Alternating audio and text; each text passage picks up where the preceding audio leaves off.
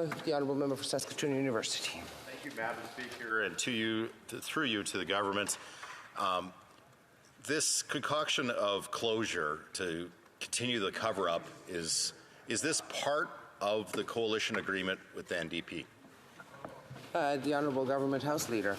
For closing? I do think the member is confused. We're trying to move back to the agenda that provides fairness for every generation, gets to debating tangible things like pharmacare, dental care, expanding the rural rebate on the price on pollution and putting more money in the pockets of Canadians.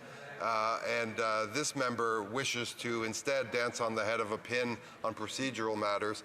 We're trying to get back to business. Des commentaires, l'honorable député de La Prairie. The Honourable Member for La Prairie. This is an important debate on the fate of the Speaker, which is indispensable in a democracy like ours, but the Liberals are trying to put a gag order on us. It's quite strange.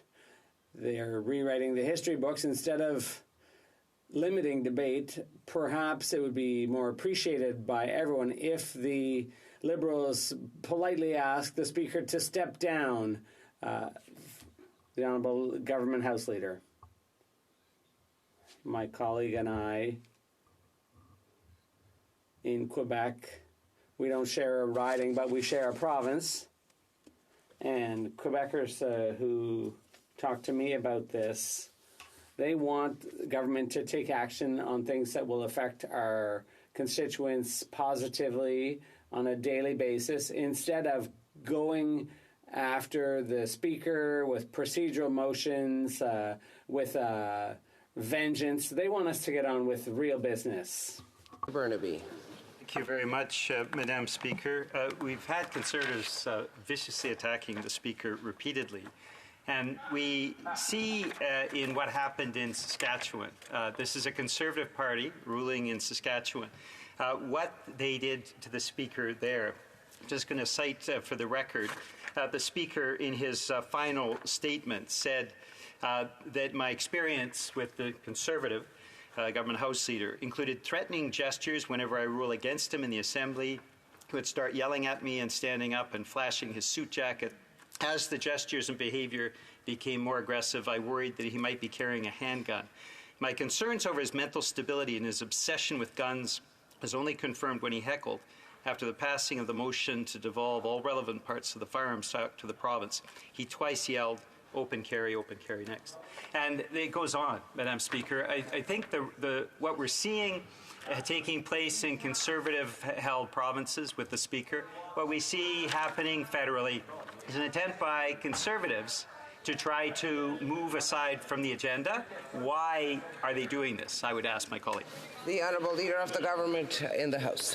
Well, Madam Speaker, that's a very good question, and I think we've watched with absolute horror some of the events. No one in Canada can imagine that a cabinet minister, a House Leader of all things, would walk into a legislature in this country, threaten the presiding officer, then concoct stories, alibis, and fabrications to cover that up.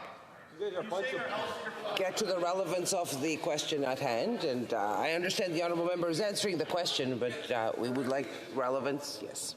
I think I am answering that question, Madam Speaker.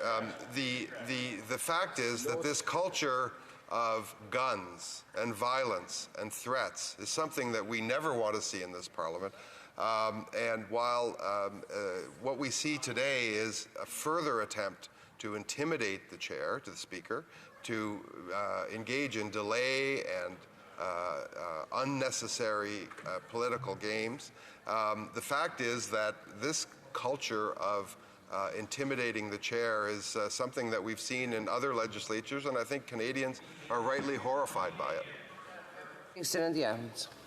Thank you, Madam Speaker. I would like to ask a question specifically about the Conservative tactics here. You know, I find it incredibly rich that Conservatives are attacking our Speaker of the House of Commons for,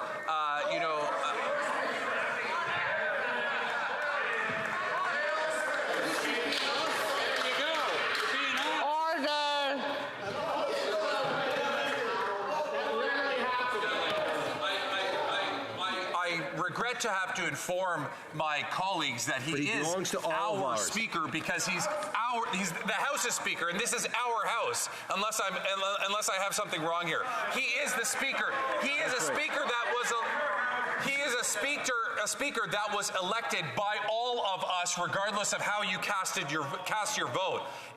But this is actually further proves my point, Madam Speaker. But here's the irony: is that they're going after the Speaker of the House of Commons for an image that was added to something about a fundraiser. Meanwhile, the member from Regina Capel actually attended a fundraiser of the member from Regina, Wisconsin, while he was Speaker of this House. While that member from Regina Capel, was our Speaker, he attended a fundraiser. Now, would the House Leader not find it incredibly hypocritical to suddenly be attacking this Speaker, our Speaker, as a result of what actually transpired back in the day with the member from Regina Capel? Good question. Leader for the government. You know, it always amazes me, and I thank my colleague for that question. It always amazes me that the people over here think Canadians aren't watching. They know the facts that he just related. They know that Speaker of the House, being a member of Parliament, must do the things that are the basics necessary to attempt to be re-elected in their constituency. They must do the basics required of them by their political party. They must do the basics required of them as a regional member of Parliament and a representative of the place they come from. Conservatives think that no one sees that. But people, of course, can understand that. And what I think troubles those of us watching, those that are watching today, Madam Speaker, is what has happened to this place, where it used to be that when the Speaker was elected, we moved on with our business, debating the issues of the day, the back and forth on the various issues that come before us. Instead, these Conservatives try every day to disrupt our work by showing disrespect. You're not allowed to stand, for example, when the Speaker is standing. Well, these Conservatives, led by their leader, will stand up in defiance of the Speaker.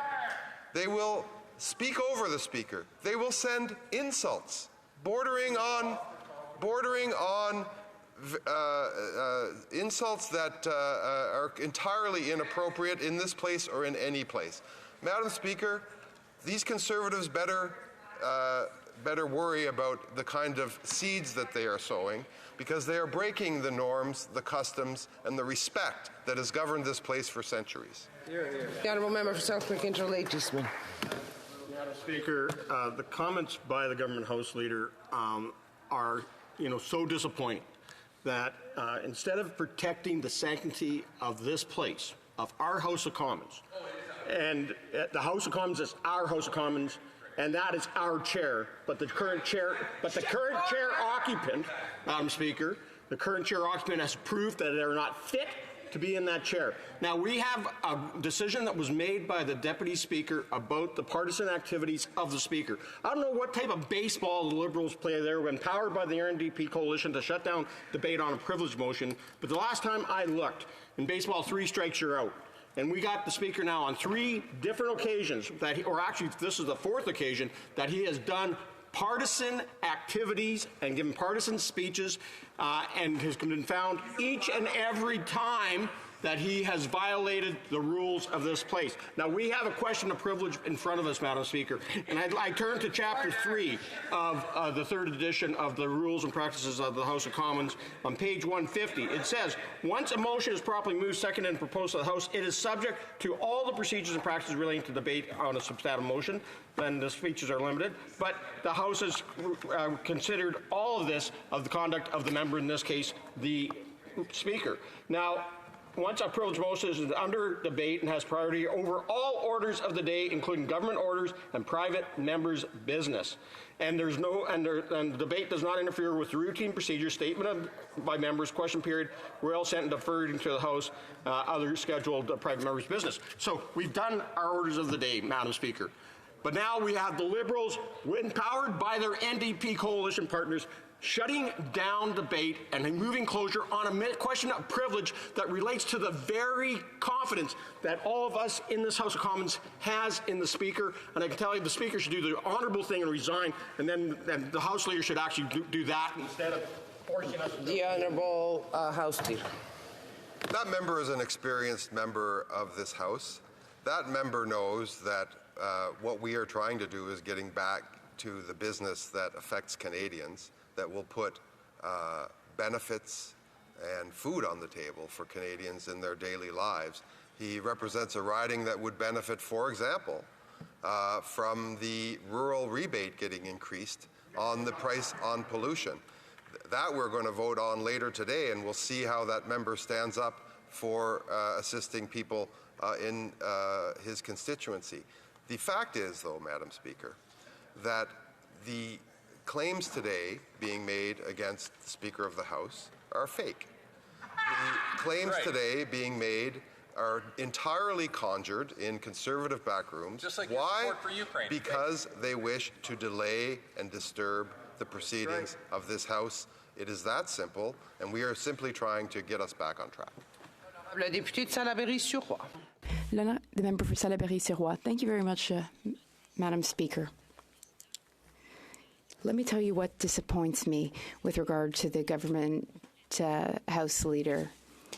He is ignoring the question of privilege. Why was the privilege motion moved? Well, because there was a question of privilege. The question of privilege was assessed by the procedure team and the chair's team.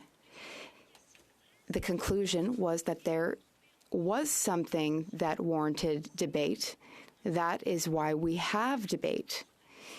The government House Leader likes to blame the Conservatives, saying that they're insisting too hard when it comes to the Speaker. But that is a false argument, because currently we need to debate the privilege motion. There is nothing more important in the House of Commons, in Parliament, than a privilege motion. But the government House Leader is trying to move time allocation to reduce debate on the privilege motion. He is able to do so only thanks to the NDP's complicity. Together, they are moving a motion to muzzle Parliament. That is unacceptable, and that's what's at the heart of our debate right now. Does the government House Leader not feel that it's unacceptable to question the nature of the privilege motion, which was received and evaluated by the chair's office? It's as though he was, in fact, questioning the chair. The Honourable Government House Leader. The Bloc Quebecois knows, House Whip knows full well that we are absolutely following the rules. I'm surprised to hear my colleague's comments, because she knows that this is the umpteenth time that she, her caucus, and the Conservative Party have really insisted on debating the Speaker. They know that we have wasted a full day. We wasted a full day yesterday debating this matter. This matter which has already been addressed countless times. We know what occurred. The Liberal Party of Canada apologized formally to the Speaker. She knows that. What surprises and disappoints me is that the Bloc Quebecois is supporting the Conservative Party, which constantly seeks to disrupt and block the work of this House. I wonder what the Bloc Quebecois takes issue with in the government's legislation and goals, making her continue in this manner. Thank you, Madam Speaker. I want to ask the government House Leader whether he finds it appropriate that the Speaker of the House of Commons, while in his robes, did a video for a provincial Liberal partisan. I want to know whether or not the government House Leader thinks it's appropriate that the Speaker of the House, while on an official junket to Washington, relived his glory days as a partisan Liberal youth. I want to know from the government House Leader whether he thinks it was appropriate that the Speaker use Liberal talking points to attack the Leader of the Opposition in an fundraising email to Liberal partisans. I want to know whether or not the government House Leader thinks that was appropriate, and whether or not he would see the same problem if a Conservative Speaker had done it, or whether or not there's a double standard here depending on who is in the Speaker's chair. Wow. Government House Leader. Madam Speaker, the great thing about this place is that we will soon be able to all stand up and say what we think is appropriate. That's right. And what we think is appropriate, first, in some of the instances mentioned by the member, the Speaker took responsibility and apologized for that as a new Speaker. In the second instance, or another of the instances that he mentions, the Liberal Party took full responsibility, made an apology to the Speaker, and a normal Parliament, a Parliament that was collegial, a Parliament that respected the chair and respected the offices, would be satisfied with that. But not this Conservative Party. Not this Conservative Party which stands up in this place every day, devoid of a simple alternative and a simple idea, and simply obstructs, simply tries to prevent this House from moving forward on the issues that will help Canadians today. That's the disappointing part, Madam Speaker. Mr. Burnaby. Merci beaucoup, Madame la Présidente. Thank you, Madam Chair. Madam Speaker, now yesterday we saw a real Conservative show that they put on with their Bloc Quebecois allies, aiming to block pharmacare legislation. There's a coalition in Quebec through which 2 million Quebecers asked the Bloc Quebecois and Conservatives to pass this legislation. The CSN, the FTQ, and many community organizations in Quebec insist that we need to pass pharmacare. But this debate today will delay important debate on pharmacare. So here's my question. Why are the Bloc Quebecois and the Conservative Party insisting so much? Is the member rising on a point of order? The member for Manicouagan? Yes. I take issue with what my colleague said with the topic of it. The Honourable Member for New Westminster Burnaby. No, my comment is absolutely relevant because today's debate is delaying debate on C-64, which has just been tabled in the House at report stage. So here's my question for my colleague. Is there a link between the Bloc and Conservatives' insistence on blocking C-64 debate and constantly wishing to debate about the Speaker, the Honourable Government House Leader? Yes, of course there's a link. Because do you know what the Bloc Quebecois is afraid of?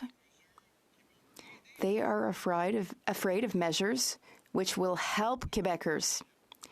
They are disappointed in their parliament, but the Government of Canada wants to help Canadians and Quebecers.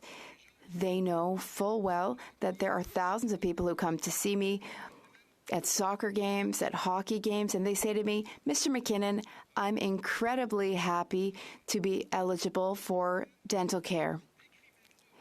They say to me, Mr. McKinnon, I'm a diabetic. Can you tell me what the pharmacare program will do for me? And what really gives the Bloc Quebecois the shivers is that this comes from the Government of Canada, and it's being offered directly to Canadians. We will be directly helping Canadians. That, in fact, goes against their separatist rhetoric. We are helping Canadians in a way that is satisfactory to Quebecers. Quebecers like it. That scares them, and that's why they want to debate the Speaker. Thank you, Madam Speaker.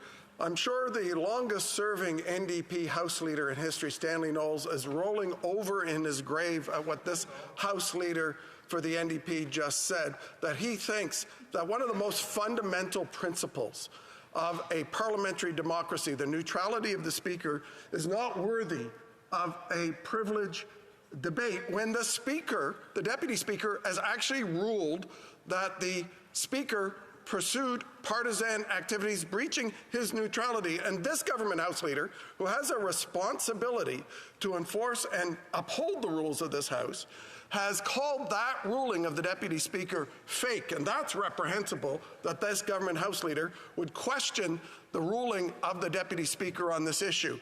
The government House Leader has a responsibility, first and foremost, as my colleague from Manitoba said, to understand that the rules say a privilege motion debate is more important than any other piece of legislation in this House. I know the NDP doesn't understand it. I expected more from the government House Leader, but yet twice this week he's imposed closure on issues. Every single bill, every single issue, this government imposes closure. They are cutting off democracy and debate at every turn, and he has no respect for the rules of this House. The Honourable Government House Leader. And this is what it's come to, Madam Speaker. Of all things, I can't believe my ears. A Conservative under this Leader of the Opposition quoting Stanley Knowles. Stanley Knowles, who had a reverence for this place.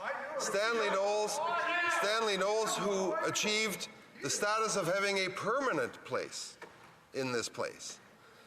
And to compare the actions of this Conservative Party with the actions of a person who inspires us all by his reverence for our democratic institutions is something that, quite frankly, is shocking. It's right out of the MAGA playbook, where up is down and north is south and black is white. Madam Speaker, these Conservatives have become masters in turning words around, in making base populist appeals. But what they really do, we see it in the United States, we see it here, is they stand up every day and they stop earnest, honest attempts to make life better for people from becoming reality, instead of standing up and obstructing and delaying and insulting and, yes, Madam Speaker, disrespecting our democratic institutions. For Kingston and the Islands. Order. Madam Speaker, the idea that a speaker who is represented by individuals in their community cannot be partisan is absolutely ludicrous. I come from the riding of the longest-serving Speaker of the House of Commons, Peter Milliken. I personally attended fundraisers that Peter Milliken put on as a Liberal in our riding while he was Speaker. There's an established practice for it. But you know, if you don't want to listen to the longest-serving Speaker of the House of Commons and what he did, let's just talk about his predecessor, the member from Regina Capel, the House Leader right now for the Conservatives. While he was Speaker, he attended not only a fundraiser in his riding, which he did those, but he went to the neighboring riding of Regina, Wascana, and attended a fundraiser. There's documented evidence of it. I've tried to table it in the House of Commons before. There are pictures of him at that fundraiser, but of course Conservatives would never let me do that. So it begs the question, why are Conservatives and the Bloc hell-bent on taking down this particular speaker? I can't wrap my head around it. Why are they after this Speaker of the House of Commons? It's a very good question. House Leader. We can only wonder, Madam Speaker, we can only wonder why this Conservative Party will not relent in its attempts to derail the work of this House and to attack the chair and the democratic institution that we are all so privileged to serve in. It is, I can only explain it, Madam Speaker, with the word hypocrisy. It's the same hypocrisy that has a member vote against a housing program and then go try and make the announcement of that, results of that announcement in her riding. They do this all the time. They put this stuff on repeat, Madam Speaker. They come here, they obstruct, they delay, they insult, and they offend, and don't offer one single idea. Those who are watching us today, I urge you to watch and listen closely. Is there a single alternative offered by the Conservatives, a single alternative that helps you in your day-to-day life? That's what we're trying to propose. That's what we are trying to move to and get to work on things like pharmacare, on things like dental care, on things like expanding the rural rebate on the price of pollution, things that put money in the pockets of Canadians. Those are the things we're going to be talking about later today if these Conservatives would just get out of the way. Honorable député de Manicouagan. The Honourable Member for Manicouagan. Thank you, Madam Speaker. I have two comments. First, I would like to remind the member that we are discussing a privilege matter, a question of privilege. That is not a delay tactic in Parliament. That is our right. We need to get to the bottom of things. Now, my second comment. The governing party is constantly insisting that we are unable to pass legislation, but they manage the legislative agenda. They're the ones who decided to call an election after 2 years. We are delayed not because we don't want to work and move ahead. It's because we have a speaker who is partisan and lacks judgment.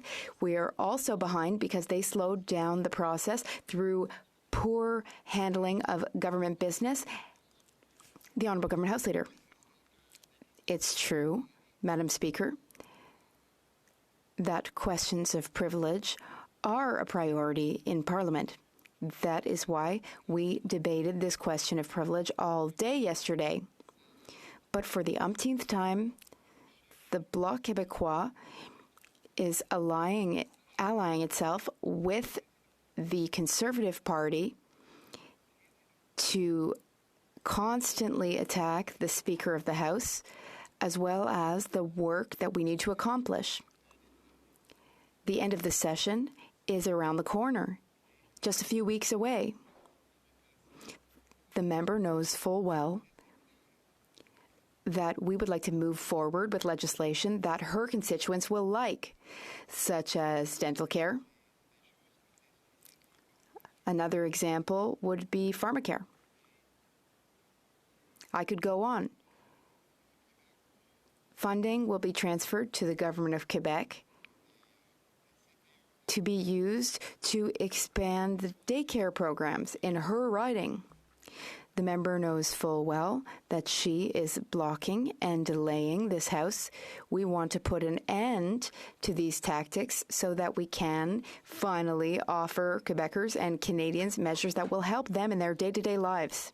Well, Canadians should be very concerned about the vicious attacks of the independent Speaker of the Saskatchewan Legislature by Conservatives and the vicious attacks that we're seeing here by Conservatives. Now, Madam Speaker, as you know, a former Speaker of the House, the actual member of Regina Capel, said the following: reflections on the characters or actions of the Speaker and allegation of bias could be taken by the House as breaches of privilege and punished accordingly. And he urged, as the Conservative Speaker at that time, he was Speaker representing all of us in the House of Commons, that members be judicious in the expressions they choose to use. Madam Speaker, we have seen an unparalleled attack on the Speaker in social media by Conservative MPs. In their comments, unbelievable. Something that would surely make Stanley Knowles roll over in his grave, knowing that Conservatives are treating with such disrespect our parliamentary institutions, as they treat with disrespect our independent institutions like the Bank of Canada, the Auditor General, the PBO, and so on. My question to my colleague is simply this: why do Conservatives have so much disrespect for the institutions that govern us and our democracy? Government House Leader. That's a very good question, and we're seeing all over the world in democracies where they are under assault by right-wing parties. Right-wing parties, what they seek to do is to create chaos, to create disorder. And you know what they hope? They hope that those that are watching at home just say, that's not for me. My vote doesn't matter. I have no say in all of this. The fact is, people do have a say. They don't have to listen to this conservative nonsense where it's what's okay for them.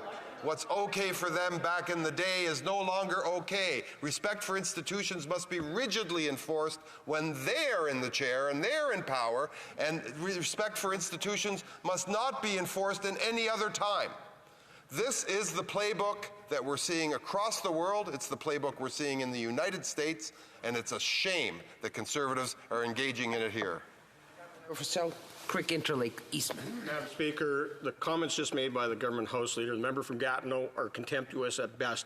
What we're debating here right now is closure on a decision made by the Deputy Speaker that the Speaker has a prima facie case of violated the privilege of this House. And just to remind the government House Leader, the rights accorded to the members of the House to allow them to perform the parliamentary functions unimpeded are referred to as privileges and immunities. And on page 323 of the Procedure and House Affairs book, it says, when in the chair the Speaker embodies the power and authority of the office strengthened by rule and precedent, he must at all times show and be shown to have impartiality required to sustain the trust and goodwill of the House. The Speaker has lost the goodwill and trust of this House, and that is why the Deputy Speaker found him in contempt of Parliament, and a prima facie case at that. Very brief answer from the Honourable Government House Leader. There are lots of questions of privilege raised by lots of opposition, and that has happened over the course of history, and there's a way to resolve that, and that's what we are proposing to move to right now, Madam Speaker. That's what we will be doing. We will be doing so serenely,